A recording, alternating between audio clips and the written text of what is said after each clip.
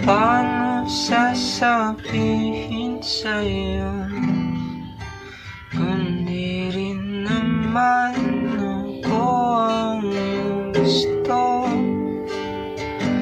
Di na ba babago ang isip mo? Kasi lagi kitang naiisip, Diyos ko.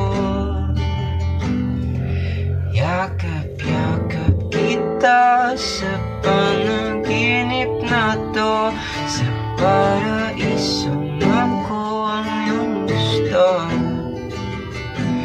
Di bale na